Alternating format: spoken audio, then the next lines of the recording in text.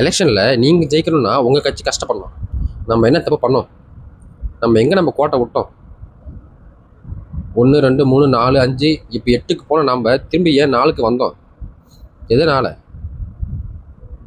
அப்படி நீங்கள் யோசிச்சா கண்டிப்பாக நீங்கள் ஜெயிக்கலாம். ஆனால் அதை நம்ம யாருமே பண்ணுறதில்ல. நம்மள நீங்கள் பண்ணுறதில்ல. டெபாசிட் ஒரு சிஎம் தொகுதி காரைக்குடியில் டெபாசிட் போச்சு.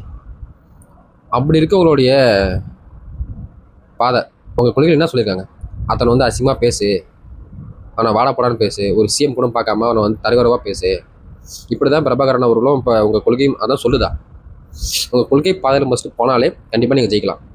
ஆனால் நீங்கள் என்ன பண்ணுறீங்கன்னு வச்சுக்கோங்களேன், தூங்கி இருந்தால் விஜய், தும்மனா விஜய், இருமனா விஜய், எந்த ஒரு மேடையில் போனாலும் விஜய் விஜய் விஜய். ஏங்க மே 18 வந்து என்ன நாள்? அங்கே போயிட்டு திருநெல்வேலி வாங்குறது, அங்கே போய் விஜய் விஜய் விஜய் விஜய். அங்கே அது பேசியிருக்கே வேணாம். நீங்கள் அதுக்குன்னு தனியாக ஒரு கட்சி மீட்டிங் போட்டு அங்கே நீ பேசியிருக்கலாம். எங்கே பார்த்தாலும் விஜய்.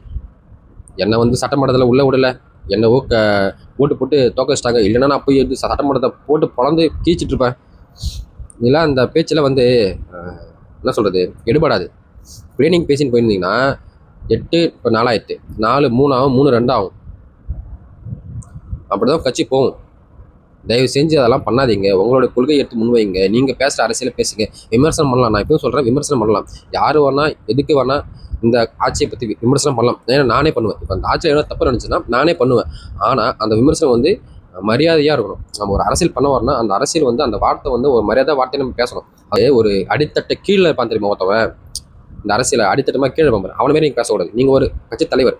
அப்படி இருக்கும்போது உங்களுடைய எண்ணம் கரெக்டாக இருந்தால் மட்டும்தான் மக்கள் உங்களை பாட்டு ஓட்டு போடுவாங்க. என்னன்னா அவன் இப்படி பேசுகிறான்னா உங்களுக்கு ஓட்டு கம்மியாக தான் வரும், இதோட கம்மியாக தான் வரும் ஓட்டு போட்டவங்களுக்கு. அதனால் பேசுகிறத தெளிவாக பேசுனீங்கன்னா கண்டிப்பாக நீங்கள் வந்து உங்களுடைய கொள்கையில் நீங்கள் போனீங்கன்னா கண்டிப்பாக நீங்கள் ஜெயிக்கலாம். ஆனால் நீங்கள் அந்த பாதையில் போடுறதில்லை. ஆனால் உங்களை நம்பி இருக்கிற அந்த தம்பிகளுக்காக பார்த்தீங்களா, சீமா தம்பிகள்னு சொல்லுவாங்க பார்த்தீங்களா, அவங்களாம் வந்து அவங்க வாழ்க்கையே வேஸ்ட் பண்ணிட்டு இருக்காங்க. நான் பார்க்குறேன். ஏன்னா இவருக்கு என்னவங்க சொல்ல வராங்க, 5 வருஷமாக கட்சி நடத்துகிறவங்க ஒரு சீட்டு இப்போ டெபாசிட்டே போயிடுச்சு. இன்னும் 30 வருஷம் ஆனாலும் அவங்க ஜெயிக்க முடியாது. ஏன்னா அவங்களோட வாய், அந்த வாய் தான் அவங்களுக்கு எதிரி. அந்த வாயை அவங்க கட்டுப்படுத்தினாங்கன்னா, அவங்க கொள்கையில் அவங்க ஸ்ட்ராங்காக இருந்து மக்களுக்கு உண்டான பிரச்சனை அவங்க பேசினாங்கன்னா கண்டிப்பாக அவங்க ஜெயிப்பாங்க, இல்லைன்னா அவங்க ஜெயிக்க முடியாது.